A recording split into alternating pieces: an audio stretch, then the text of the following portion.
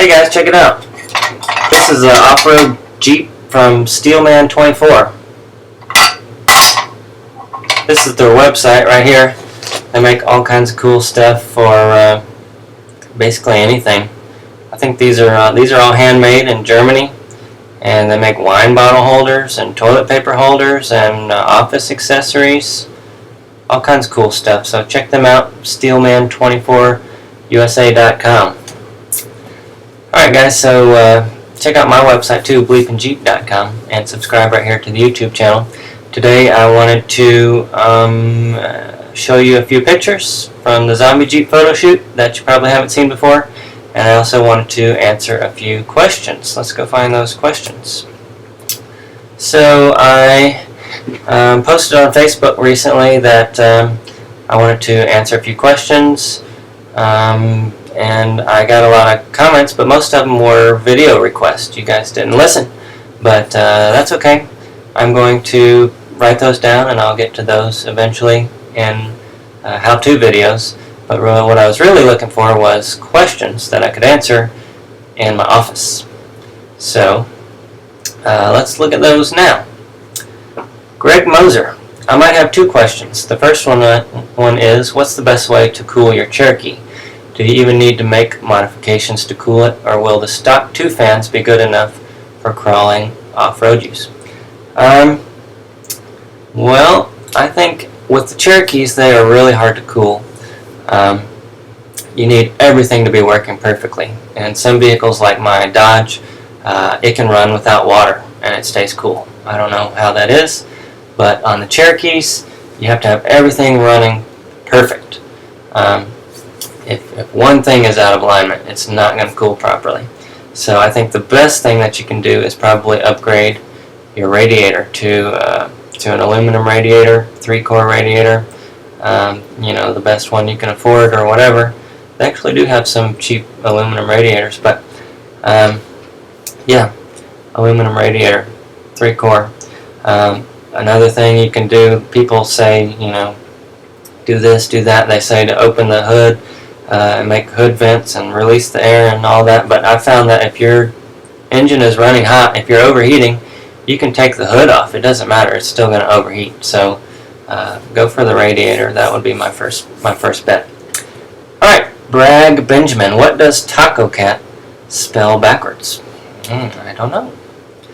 Adam Johnson, this might be a dumb question, but who do you need to change your gearing to run bigger tires? And what gearing would I need to run 38-inch tires? Well, who do you need? I think you might mean what do you need to change your gearing. I'll answer both questions though. You need a lot of tools. You need about $500 worth of specialty tools alone.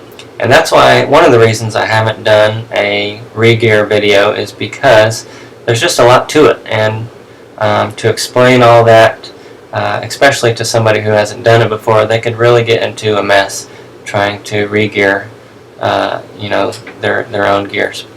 As far as who, I would take it to a 4x4 specialty shop if you want to get your gearing redone. And what gearing would I need to run 38-inch tires? On the highway, I would probably say you'd need about, I don't know, 5/13s or something. Drew Westling, why is my 97 still stock? Well, I would assume that's because you haven't been watching enough of my videos. Get to it. Alright, Jason Galo. I'm big into unusual factory dealer options, and I was wondering if you have a list of rare or valuable factory stock options, like stock rock sliders or winch bumpers. I don't have a list. I think the coolest factory option was the Dana 44, which came on 87 to 89 two-wheel drive Cherokees, and also some Wagoneers. So that would be the coolest stock option. Also, I like to look for, when I'm in the junkyard, the headliners. Some of the Jeeps came with speaker bar, like the early or the mid 90s Jeeps had a separate speaker bar, and then the later 90s Jeeps had a speaker bar pods that was built into the headliner. So those are kind of cool. That's all I got for you. Austin Walczak.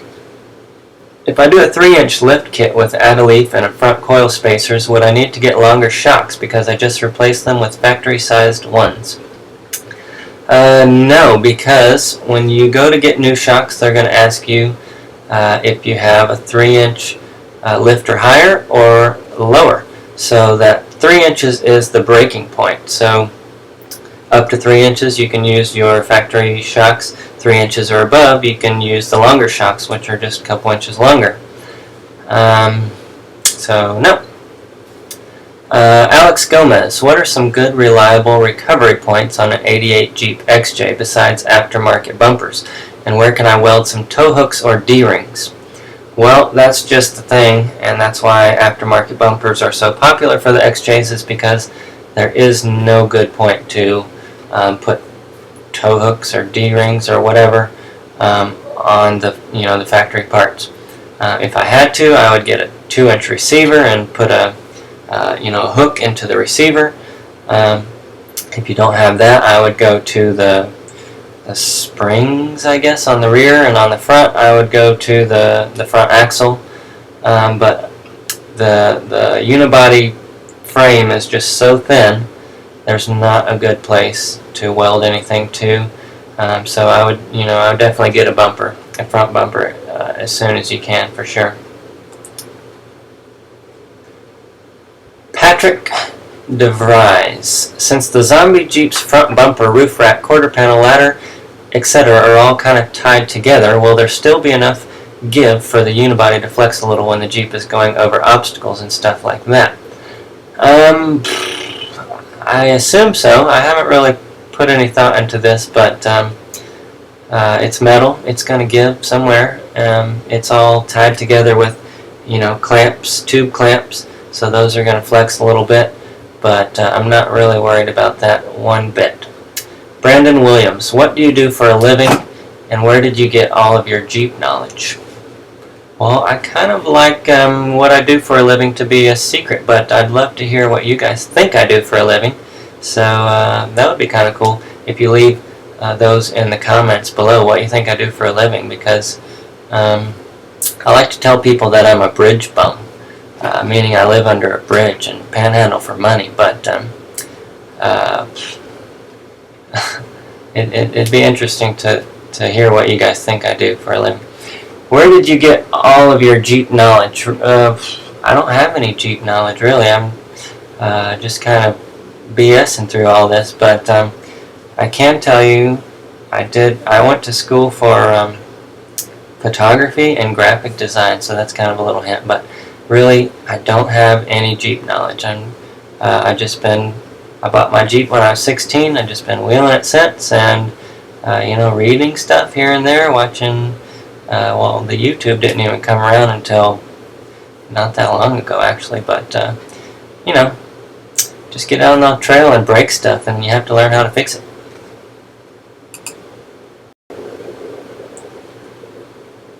Alright, Zachary Snowman. Zachary Snowman, what is the worst injury you have received while working on a vehicle? Most of the time I just hit my thumb with a hammer and it really hurts, but haven't really had any bad injuries, except for that picture I posted on Facebook where I hit myself in the eye with a clip from a U-joint. Popped off and just whacked me right in the eye. Gave me a black eye. It was probably 1 millimeter from hitting my eye. So wear your safety glasses. Other than that, I haven't really had any bad injuries, other than the ice bucket challenge the other day. I think I gave myself a concussion or something. Anyway, I'm still feeling that. Liam McCarthy, how you been? I've been good. Thanks for asking. I appreciate it. Franklin Chocolate Giddy Up Wilson. Are bored throttle bodies worth the hassle for us Renix guys? Yeah, I think so, for sure. Having a bored throttle body gives you a lot more horsepower, and there's not a lot of people that make them for the Renix engines, but if you can find one for $100, $120, I would say go for it. You could also just swap out to the HO, the high output engine, If you wanted to, you know, there's a lot of other things you could do, but bored out throttle bodies probably would be worth it. You can only go up to 60 millimeters with the Renix engine, so that's quite a bit bigger than stock. But so yeah,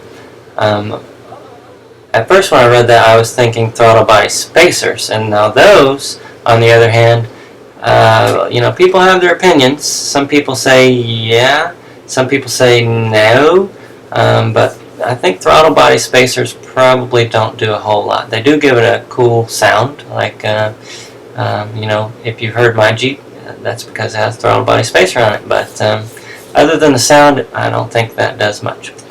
Maxine Smith, why do the back wheels keep locking up when there's nothing wrong with the diff? I have no idea, but I would assume it's probably a brake issue. You probably have something wrong with your brakes, either a sticky caliper, or you have, I don't know if this is disc brakes or drum brakes, but if it's drum brakes, you could have something broken off in there, and it keeps, when it comes around, it gets caught in there. So I would check your brakes. That probably is a brake issue. Alright guys, so that's all the questions. All these other things here are video requests, so like I said, I'll write those down and get to those when I can. Let's look at some photos here from, oh, not that one. Here we go. So this is kind of an interesting story, I guess. My dad was helping me do this photo shoot, and we went out here and we decided we were going to do a ring of fire around the zombie Jeep. And so I had him, you know, pour the fuel, if you will, and we did it, we lit it, and there was like, oh, just, you know, 3 inches of flame. So we did it again. We were like, that, we're going to have to go big or go home here. So we did it again, and this time we got a little too much. And this time what happened was all of the fuel ran downhill and underneath the zombie Jeep, and things went awry, and there was a huge ball of fire. My dad started screaming, actually, and I had to jump over the flames into the Jeep, find the keys, and drive out of there before the whole thing caught on fire. Luckily, it was pretty much unscathed, just got some paint bubbles up in the front, under the front there. But we were very lucky. Don't try that at home. So there's the rear. This is after the fire. We got a little too hot. Always got to be prepared. There's me at the insane asylum where I sometimes reside.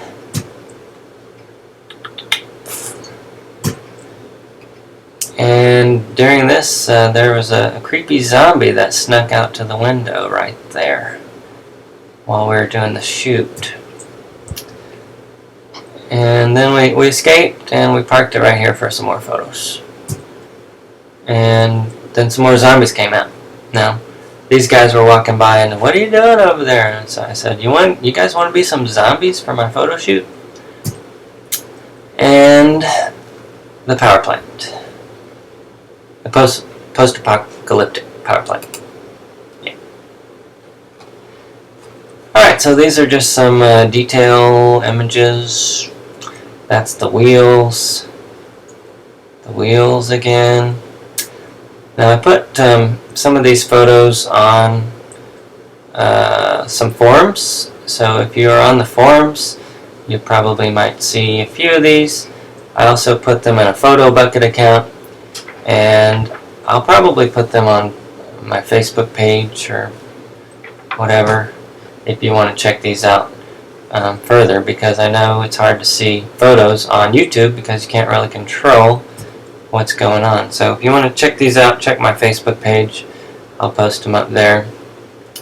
And also go to the forums and leave me some comments. There were some a little bit of hate going on with the zombie Jeep. That's alright, I'm used to it, but it'd be awesome if you guys could go leave some comments on the forums and diss the haters. Yeah.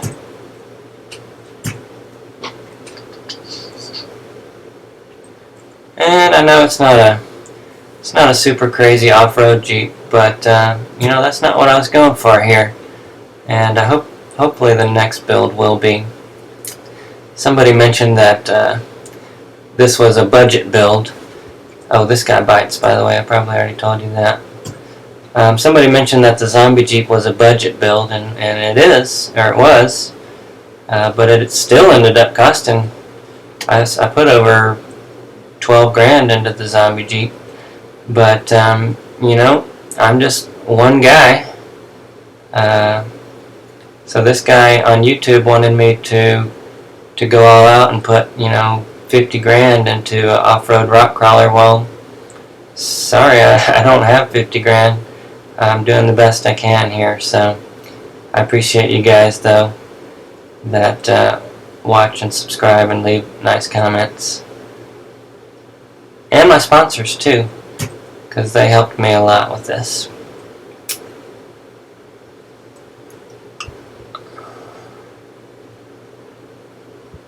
There's the rear shelf thingy, JCR skid, sliders, coil spacers, engine bay, dual batteries, the relay fuse box. That was probably the hardest video I did all year. It made me pull my hair out. So if you haven't enjoyed that one, check that out.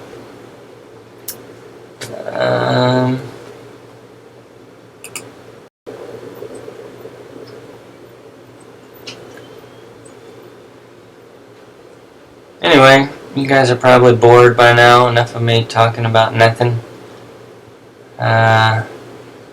We're getting to the end here, though. Just one more minute. Yep, that's me being a weirdo again. Alright guys, make sure you check out Steelman 24. Let's see if I can find that website again.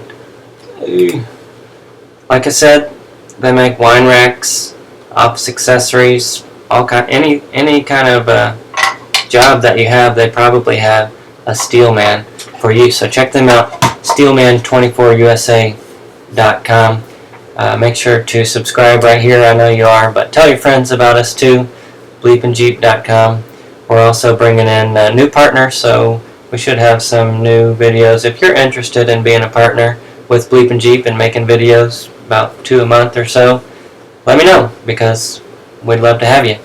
I can't do it all by myself. So yeah, check out, where was I? The YouTube channel, BleepinJeep.com, and the Facebook page. I appreciate you watching, and we'll see you in the next video.